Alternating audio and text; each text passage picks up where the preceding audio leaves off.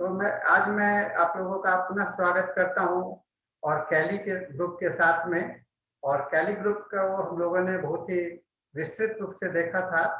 और कैली ग्रुप पे हम लोगों ने एक चीज को पाया था कि कैली पेशेंट जो होते हैं तो काफी रेगुलेशंस, नियम कानून और एक कंजर्वेटिव टाइप के व्यक्तित्व होते हैं। तो इस व्यक्तित्व को हम लोग अब पोटासियम में, जैसे कि कैली म्यूरेटिकम है, ये इसको कैल्शियम, ये पोटासियम क्लोराइड बोलते हैं। जैसे नेट्रम म्यूरेटिकम हम लोग का जो दवा है, तो नेट्रम म्यूरेटिकम में सोडियम है, तो सोडियम क्लोराइड है NaCl, तो उसी तरह से ये KCl है ना, KCl पोटासियम क्लोराइड। तो आप देख रहे होंगे कि म्यूरेटिकम में और जहां भी म्यूरेटिकम होता है, म्यूरेटिकम जिसमें भी दवा में लगा हुआ होगा, उस दवा में उदासीपन ज्यादा दिखलाई पड़ेगा। यानी कि उसके अंदर में एक विषाद ज्यादा रहेगा, भीतर में एक टॉक्सिसिटी का फीलिंग ज्यादा होगा। इसलिए कहा जाता है कि कैलीम्यूरेटिकम जो दवा है वो अपने आप में एक टॉक्सिन्स को, जहर को या विष को शरीर से निकालने में बहुत ही सक्षम होता है। इसे हम लोग कहते हैं कि ये विष को निकालता है। आपके जीवन में विष बहुत तरह से प्रवेश करते हैं। एक तो आपको मानसिकता के कारण होता है, आपस में दुख के कारण होता है, टकराव के कारण होता है, शरीर में भोजन के कारण होता है, हवा में प्रदूषण के कारण होता है, जैसे आपका पॉल्यूशन का हो गया, कोरोना का जो इफेक्ट हुआ, तो सभी को ये बॉडी को सफाई करके उसके क्लैरिटी लाने का काम आपको म्यूरेटिकम, कैली म्यूरेटिकम का काम है। इसलिए कैली म्यूरेटिकम का स्थान हमारे मैट्रिया मेडिका में बहुत ही प्रमुख है, पहली बात है। और दूसरा, कैली म्यूरेटिकम जो है तो हम लोगों की होम्योपैथी में भी है, और आपने सुना होगा यह बायोकेमिक दवा भी है। तो मैं आज इस दवा को इसलिए चुना हूं कि इसके दो आयाम है, दो दृष्टिकोण है। एक दृष्टिकोण होम्योपैथिक दृष्टिकोण है और दूसरा दृष्टिकोण जो है तो सॉल्ट का है, नमक का है, यानी कि बायोकेमिक का है। तो नमक का दृष्टिकोण जो हम लोग जब देखेंगे तो कैली म्यूर में कहा, बायोकेमिक सॉल्ट में कहा जाता है कि जहां भी शरीर में किसी भी तरह का लवण, मैंने जिस तरह के लवण कमी हो गए उसको पूरा कर दीजिएगा तो ये आपको वो आपको पूरा कर देगा। तो पोटासियम क्लोराइड की कमी अगर हो जाती है तो उसको पूरा करने के लिए आपको, या पोटासियम की कमी हो गई है तो उसको पूरा करने के लिए कैली ग्रुप का मेडिसिन बहुत ही उपयोगी होता है। ये हम लोगों के लिए इस जानकारी के साथ में, और जब होम्योपैथी के क्षेत्र में आते हैं तो इसकी मानसिक विस्तार काफी दिखलाई पड़ेगा। तो हम आज दोनों दृष्टिकोण से इसे पढ़ेंगे, जिससे कि आप होम्योपैथी उपयोग भी कर सकें और बायोकेमिक उपयोग भी कर सकें। बायोकेमिक होम्योपैथी के सहयोगी चिकित्सा के साथ में है। कभी हम लोग बायोकेमिक सिस्टम ऑफ मेडिसिन को पढ़ेंगे तो और भी उसके विषय में मैं बता पाऊंगा। हालांकि ये जो पोटासियम क्लोराइड है, जो कि मैंने आपको ये कैली क्लोराइड है, ये बहुत ही प्रूवन मेडिसिन नहीं है। इसका क्लिनिकल यूज जो है, तो जितना भी हम लोग क्लिनिकल यूज करते हैं वो सुसलर के माध्यम से होता है। सुसलर को बायोकेमिक सिस्टम ऑफ मेडिसिन के जन्मदाता माना जाता है, बायोकेमिक सिस्टम के जन्मदाता माना जाता है। और बायोकेमिक में कैलीम्यूर का उपयोग बेसिकली शरीर में जो आपके लंग्स में इन्फ्लेमेशन स्टेज हो गया, कोई फाइब्रस हो गया, कोई ग्लैंड, माने आपका कभी भी ये का जमाव हो जाता है, म्यूकस मेम्ब्रेन का ज्यादा जमाव हो जाता है, तो उसको निकालने के लिए किया जाता है। यानी कि कफ बन गया, काफी बलगम बन गए। और खास करके इस दवा का जो प्रमुख लक्षण है वह है, आपको जब आप देखेंगे जीभ को निकाल करके देखेंगे तो जीभ का जो बेस है तो वह ग्रे कोटिंग होगा, भूरे रंग का होता है ना, भूरे रंग का होता है। उसका एक्सपेक्टोरेशन जो निकलता है वो काफी थिक होगा, मोटा होगा और व्हाइट कलर का फ्लेम होगा। और हमारे ये गाइडिंग प्रिंसिपल के रूप में इसको माना जाता है पोटासियम क्लोराइड को। इसको सुसलर का सबसे महत्वपूर्ण दवा माना गया है। और ये पाया जाता है, आप देखेंगे कि सेल जो होते हैं तो सेल के मॉलिक्यूल्स में, उसके एपिडर्मी में, माने सेल के कवर पर जो मॉलिक्यूल्स में जो कैलीम्यूर होता है वह घट जाता है और उसके कारण वहां पर इरिटेशन होता है। और इरिटेशन के कारण जो फाइब्रिन है, वहां पर जो फाइब्रिन जमा होता है उससे व्हाइट ग्रे मैटर जमा हो जाता है, जो सूख जाता है, तो उससे आपको एक भूरे भूरे रंग का चीज दिखलाई पड़ेगा। तो शरीर में कहीं भी भूरे रंग का जमाव या एक्सेसिव डिस्चार्जिस टाइप का दिखलाई पड़े, आप कैलीम्यूर को सोच सकते हो। ठीक है ना, बहुत सीधा सा सूत्र मैंने बताया, सिंपल फार्मूला मैंने बताया आपको। जहां भी कभी कुछ किसी भी तरह का भूरे रंग का जमाव या जमा जैसे परत दिखलाई पड़े, तो जिसको हटाने से हट भी जाए, सूख गया है, तो वह आपको एक डस्ट टाइप का वहां पर दिखलाई पड़ेगा। अब किसी किसी सब कोई स्क्रीन पर देखते होंगे तो थोड़ा सा रब करता है, आपके ग्रॉइंस के पास में देखते होंगे पसीना होता है, तो रब करने के बाद में तो आप बहुत साफ से नहाते हैं, लेकिन फिर भी देखते हैं कि वहां पर भूरे भूरे रंग का ग्रैन्युलस मिली कवरिंग पाया जाता है। ये बहुत अच्छा इंडिकेशन है। जहां भी भूरापन दिखलाई पड़े, आप कैलीम्यूर को सोच सकते हैं। ठीक है ना। और एपिडर्मिस को मैंने जो बताया, ये सुसलर का सबसे प्रमुख लक्षण सुसलर ने बनाया। अभी मैंने बताया इसके अंदर में जो कंजर्वेटिवनेस है, सैडनेस जो है, वो इसके जो एक संकीर्णता के कारण इसके अंदर में चिड़चिड़ापन, क्योंकि उस संकीर्ण दायरा के कारण इसके अंदर में चिड़चिड़ापन और गुस्सा काफी दिखलाई पड़ेगा, है ना। जब किसी आदमी का अगर विशेष जानकारी ना हो, या कैली को पढ़ाते समय भी मैंने आपको इस बात को बताया था, जब उसको निकलने का दायरा ज्यादा नहीं हो, एक कुएं में बंद करके रहना पड़े, तो क्या होगा, उस कुएं से अगर बाहर की बात होगी तो उसे चिड़चिड़ाहट होगी, है ना। और जब वो अपने आप में सोचेगा, उस समय भी चिड़चिड़ाहट होगी, बेचैनी होगी। तो खास करके शाम के समय में जब वो अकेला होता है, तो चिंता होता है, और अब छोटी छोटी बातों के लिए उसे चिंता का भय समाने लगता है। इसे काफी भ्रम होते हैं, है ना। अब भ्रम उसी व्यक्ति को होता है जो बंद दिमाग का होता है, और कैली ग्रुप के पेशेंट जो होते हैं सब बंद दिमाग के हैं, है ना। ये अपने दायरे से निकलना नहीं चाहते हैं। तो जो बंद दिमाग के व्यक्ति होंगे, तो उनके अंदर में भ्रम बहुत ज्यादा होता है। लगता है कि हम नहीं खाएंगे तो मर जाएंगे, इसलिए खाना ही है ना। लगता है कि अगर कोई भूत जो है तो मेरे पीछे में है, लगता है। अगर कोई ऐसा बोले कि लगता है कि भूत है, मेरे को मर जाएंगे, जो नेगेटिव सोच वाला जो थॉट्स आते हैं, और डेल्यूजन होता है, भ्रम होता है, या हमने खाया नहीं है, कब खाने के बाद भी कहेगा हमने तो खाया नहीं, अभी खाली पेट है। अरे अभी खाना खाए हो, आधा घंटा के बाद कहते हो कि खाली पेट है। ये डेल्यूजन है ना, भ्रम है। और यह भ्रम को के लिए भी बहुत अच्छा इंडिकेशन है। और आप इसके कारण क्या होता है, ये डिसकॉन्टेंटेड, असंतुष्ट व्यक्ति, और जो बहुत ही जल्दी निराश हो जाते हैं, है ना। कैलीम्यूर के पेशेंट बहुत ही जो इरिटेशन जिसमें होगा, एंगर जिसमें ज्यादा होगा, नेगेटिव इमोशंस जिसमें ज्यादा होगा, वो सारे लोग चिड़चिड़ेपन ज्यादा होते हैं, डिसअपॉइंटेड ज्यादा होते हैं, डिस्करेज जल्दी हो जाते हैं, असंतुष्टि बहुत ज्यादा होता है। और इसके साथ में इनमें मेंटल डलनेस भी हो जाता है, जिससे कि डलनेस के कारण नेगेटिव एक्साइटमेंट इसमें दिखलाई पड़ेगा। डलनेस के कारण नेगेटिव एक्साइटमेंट, इसका वंडरफुल फीचर है।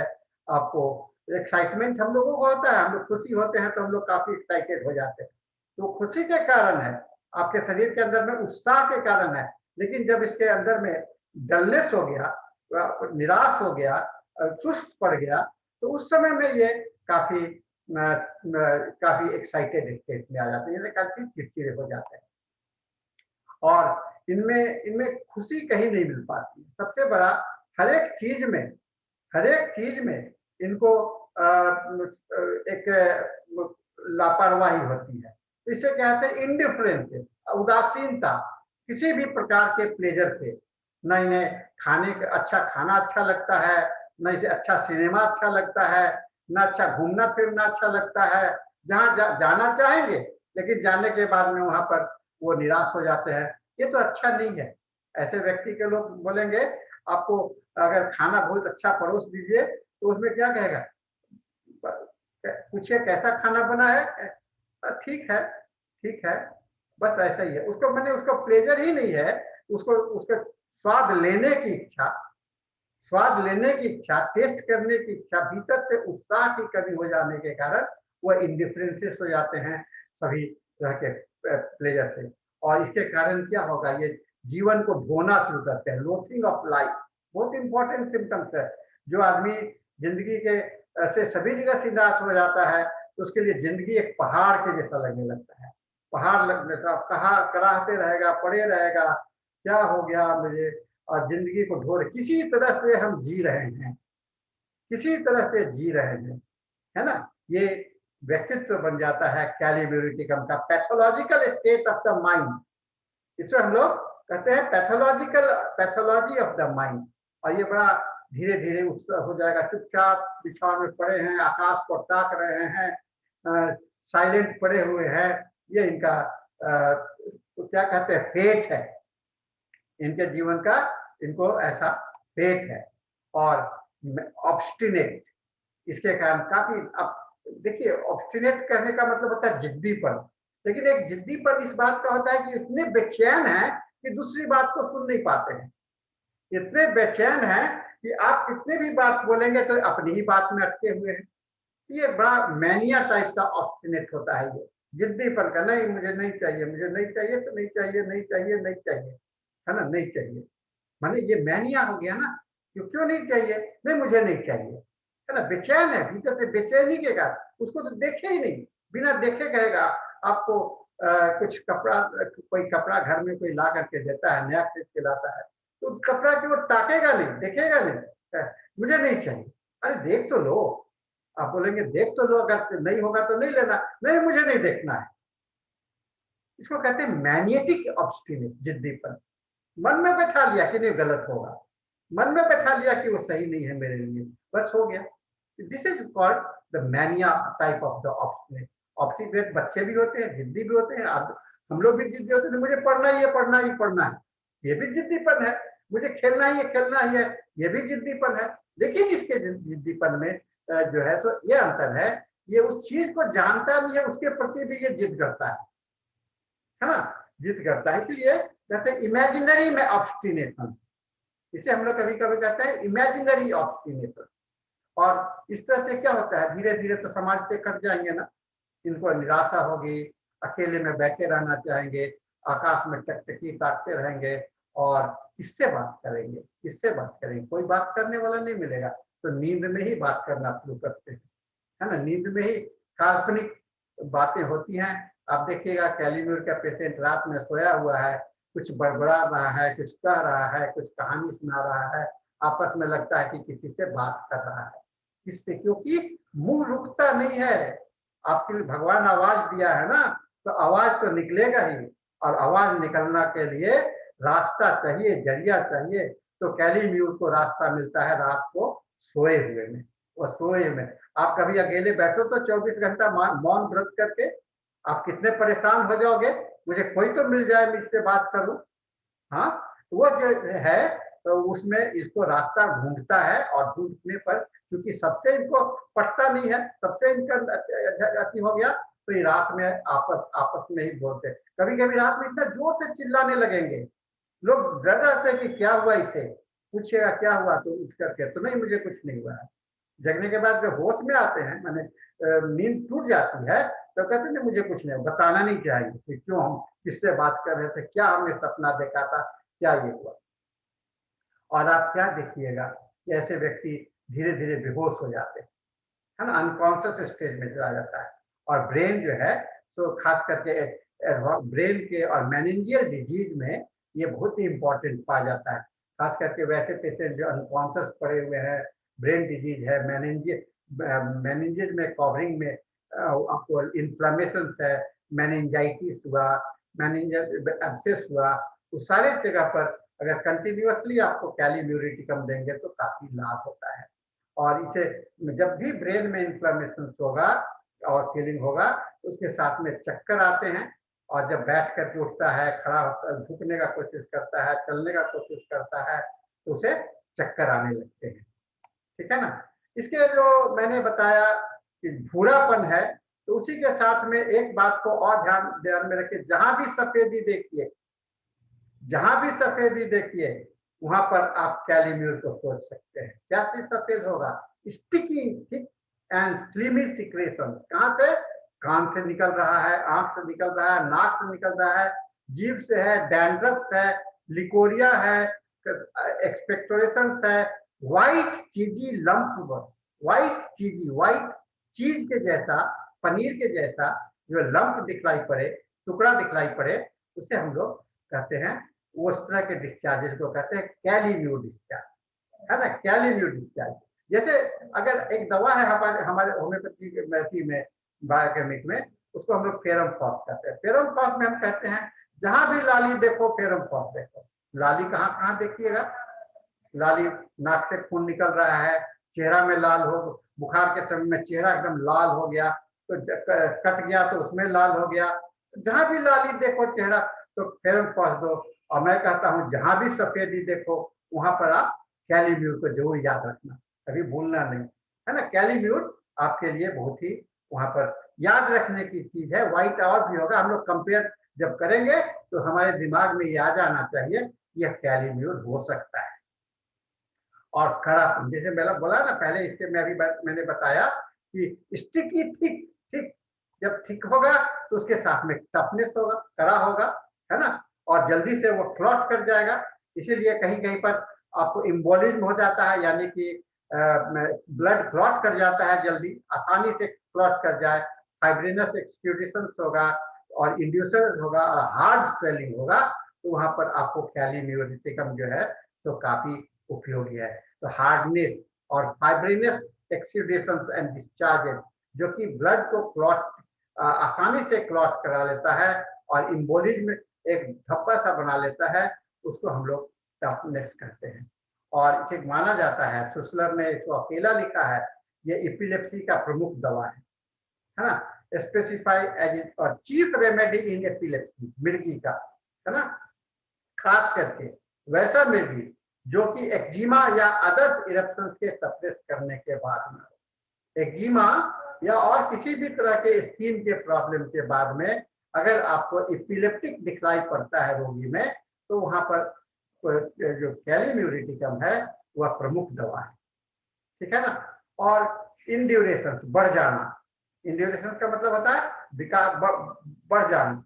तो कहीं भी बहुत सारे टिश्यू में, एक्सटर्नल और इंटरनल, चाहे वो भीतर में हो या चाहे बाहर में हो, आपको सिस्ट हो गया, ग्लैंड हो गया, मसल्स हो गया, या कहीं इन्फ्लेमेशन के बाद में, निमोनिया के बाद में जहाँ हुआ, और इस सुस्ती के इसके साथ में आपको बहुत ज्यादा सुस्ती होगा, मार्क रिलेटेड, बहुत ज्यादा सुस्ती होगा। शरीर जब भारी हो जाता है तो सुस्ती होती है ना। इसको भी हम लोग दिमाग में रखेंगे कि इसके लक्षणों के साथ में सुस्तीपन बहुत ज्यादा होता है। आपका नाक बहुत जाम है ना, थिक व्हाइट डिस्चार्जेज है, नाक एकदम सफेद सफेद स्राव भरा हुआ है, और उसके साथ में आपको थकावट महसूस हो रहा है। और खास करके इस मौसम में, अभी जब मौसम बदल रहा है, तो इस तरह के परिवर्तन के दौर से आप गुजर रहे हैं, तो उस समय में आप कैलीम्यूरिटिकम को याद कर सकते हैं।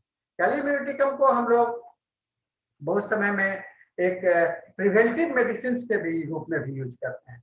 किसी भी तरह के एक्सटर्नल वायरसेस को, किसी भी तरह के वायरसेस को, किसी भी तरह के प्रॉब्लम्स को, बाहर के इन्फेक्शन से बचने के लिए भी, जैसे कोरोना के समय में अब लोगों ने सोच रहे थे कि आर्सेनिकम दे, ये दे, मैं कहा कि हम लोग कैलीम्यूर को नहीं भूल सकते हैं।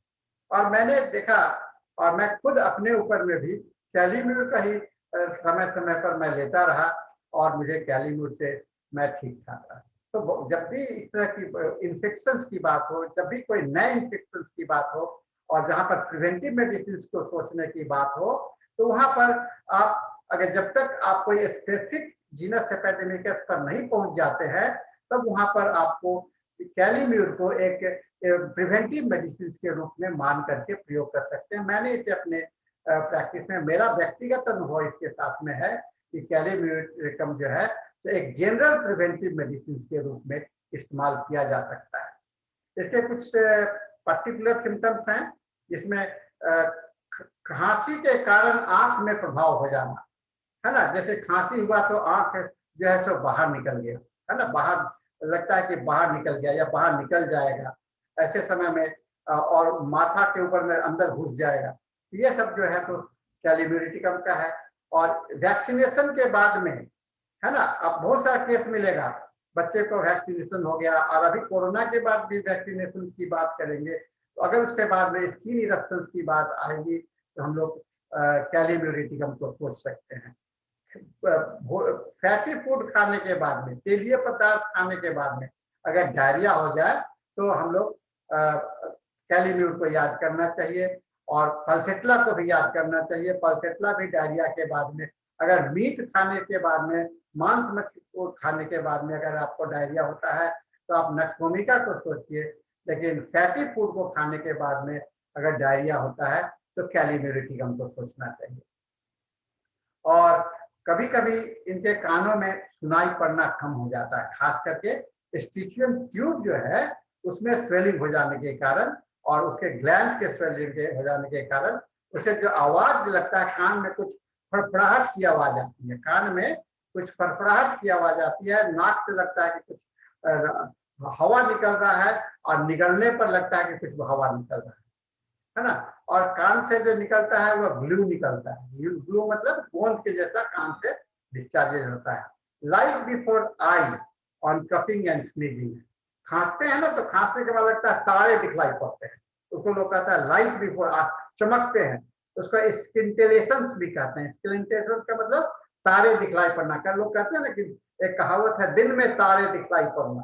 तो खांसे, इतना जोर से खांसी आई कि हमको लगता है कि आंख में रोशनी जैसा आ रहा है, और छोटे छोटे मैंने स्टार्स के रूप में दिखलाई, इसलिए दिन में भी तारे दिखलाई पड़ते हैं। और माथुर, केन माथुर का मित्र अमेरिका में बहुत अच्छा वर्णन किया है, asthma and gastric symptoms. Asthma के केस में, दम्मा के केस में, और गैस्ट्रिक के सिम्टम दोनों जब कंबाइंड हो, सांस भी का बीमारी है, गैस्ट्रिक का भी बीमारी है, तो वहां हमको कैलिम्यूरिटिकम को सोचना चाहिए। इसका मैप रिटर्न जीव देखेंगे तो उसके ऊपर में लगेगा कि आपको वो सफेद रंग का चीजी लम्प है और एक नक्शा जैसा बना हुआ है, उसको मैप टंग बोला जाता है। और फैटी फूड के बाद में, इंडाइजेशन के बाद में ये ज्यादा दिखाई पड़ता है ना, फैटी फूड के बाद में और इंडाइजेशन के बाद में ये काफी दिखलाई पड़ेगा।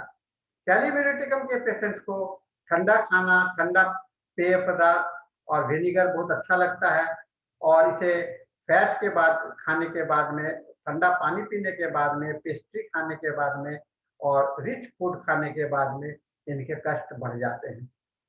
कैलिम्यूरिटिकम का जो कार्य करने का क्षेत्र है, हम लोगों ने बताया, देखा अभी कि इपिथेलियल टिश्यू पर है, खास करके throat, eustachian tube, middle of the ear, mucus membrane में है, म्यूकस ग्लैंड में है, ऑसिपिटल रीजन में है, मसल्स में है, ज्वाइंट में है, और राइट शोल्डर इसका बहुत इंपॉर्टेंट है, और दोनों साइड इसके इफेक्टिव होते हैं, left side and the right side. इसके मॉडलिटी जो है, ओपन एयर में और कोल्ड एयर ड्रिंक से इसके कष्ट बढ़ते हैं, है ना, ड्राफ्ट से बढ़ते हैं, बिछावन की गर्मी में कष्ट बढ़ जाते हैं, लेटने पर बढ़ते हैं, रात में बढ़ता है, डैम्पनेस से बढ़ता है, और मोशन से बढ़ जाएगा, स्प्रेन मोच आ जाता है तब होता है, फैट से बढ़ता है, रिच फूड, और ड्यूरिंग मेन से आराम मिलता है, कोल्ड ड्रिंक्स, रबिंग एंड बाल को खोल देने पर, खोल करके लोग बंधे हुए बाल होते हैं ना, खास करके लड़कियों में, तो वहां पर जब माथा को चोटी बांधते हैं तो उसमें कष्ट बढ़ता है, लेकिन इसको जब चोटी खोल दीजिएगा, बाल खुला रहेगा, तो इनको आराम मिलता है। ये सब मॉडलिटी सभी दवाई में दिखलाई नहीं पड़ता है, जैसे रबिंग और लेटिंग हेयर डाउन, ये सभी दवाई में दिखलाई नहीं पड़ेगा, लेकिन कैलिम्यूर में इसका प्रमुख वर्णन किया हुआ है, इसलिए हम लोगों के लिए कैलिम्यूर का इंडिकेशन बहुत ही आसान हो जाता है।